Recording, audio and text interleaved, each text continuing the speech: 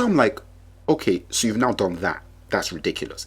Then the biggest deal, the thing that just killed it for me by the end of this pilot was that these guys are now in a bank, right? So they get locked up in this vault. The teenage Terminator takes them into this vault. And she's apparently, whatever, these guys sent back a Terminator to 1963 or something, who were engineers to build a time teleport machine in the past with a super duper gun with an isotope in it and put it in a vault for them to use in 1994, whatever time Sarah Connor Chronicles begins in. And I'm thinking, my God, this thing has now become a full-on time travel thing. And a concept that James Cameron fully stayed away from. These guys have now started sending guys back into the 60s in the anticipation of an event that's going to happen. I'm like, guys, come on. Come on, guys. So now these guys are in this vault, and these guys had the audacity to teleport John Connor, Sarah Connor, and this Terminator into 2007. And I'm thinking, wait a minute. If you're now breaking the rules of the Terminator world, and now you're actually going in and teleporting the guy, do you not know how much that messes up the whole storyline?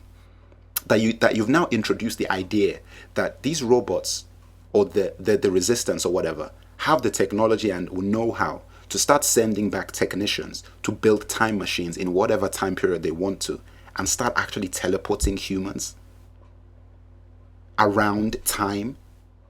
What are you doing? Second of all, why do you even need John Connor to destroy Skynet? If you want to do it, just go to that 2007 with your Terminators and destroy Skynet yourself. Why do you need to risk the life of John Connor to destroy it? You know what? There are actually so many messed up things that I can't even describe. I don't even understand. And the thing is, people usually just say, oh, just accept it, just a stupid TV show. I'm like, no. James Cameron actually made something that made a little bit of sense, okay, within its own rules and rule book.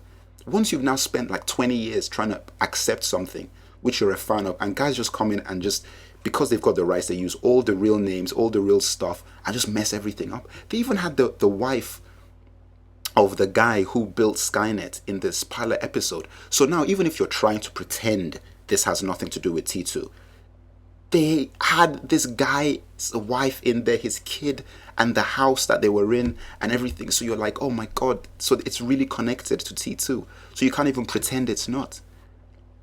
It is absolutely ridiculous. So these guys now teleport this guy to 2007. And at this point, I am like, you guys have to be downright kidding me. This is not happening. Okay? This is not happening. So these guys now go into a house at the end, and it ends with Sarah Connor saying that these guys will not quit till it's over. So excuse me, writers and executive producers and everybody, at what point do the Terminators stop sending Terminators? The day before the war? Is that when you stop sending them back? Because if you're saying that, they're just going to keep sending these things. So we're just going to keep, the Sarah Connor Chronicles series is going to become a series called Spot the Terminator. It's going to be like you're spending your time trying to decide on who is real and who isn't real. That's what this whole series is going to become. Because what else are you going to do? If you're going to make a series about Terminator, they're just going to keep sending these things back, which is what you basically hinted at the end of the pilot. So the whole series is going to be about, oh, is he real? Oh, no, I think he's real. No, he's not real. He's a Terminator. Oh, stab him in the neck. Let's see if he survives. Oh. I mean, come on, guys. Guys. Be more inventive. Come on. Let's get real. So anyway, fine. You've now done that. This thing ends with Sarah Connor saying that it's going to be one hell of a dogfight. A dogfight? Terminator's not, it's not a dogfight, guys. That's how cheesy the situation has now gotten. It's going to be saying that it's going to be one hell of a dogfight. That's how this thing. You know what? Look, I've preached, I've talked, I've said all that. I have so much to say because it was just so annoying, to see this thing. Guys didn't even want to do this talkback. It's just off my own back. The Merc's back has come out with this particular episode of Talkback because I personally felt aggrieved, Obviously, these guys do not care about the fans of Terminator one bit, because the way that they've positioned this series is that they're trying to get new guys, trying to get different fans, teenagers, young guys who do. The only way you can accept this is if you don't care. That's the only way. If you're like a real fan of Terminator, you can't accept it. It's like, what does this mean? You can't. It doesn't make sense. None of this makes sense. It's crazy. It's crazy. It doesn't make sense. So I'm like, these guys, obviously, they're just saying, you know what?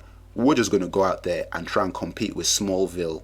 We're going to try and compete with Entourage. We're going to try and compete with Ugly Betty. We're going to try and compete with Dexter. We're going to try and compete with all of these things out there. Heroes. I'm like, mate, Terminator is R-rated hardcore action. It's not Heroes. It's an R-rated hardcore action movie. Guys, it cannot be this way. For goodness sake. So anyway, look, that is all I've got to say on this issue. And you know what? Talkback website is up. Anybody's got any other pointers, anything, Talkback Senate, www.talkbackworld.net. We've been up there, this topic, wasn't really what the Senate guys asked for, because, there've been other requests, but I just had to throw this out there because it was just such a ridiculous situation.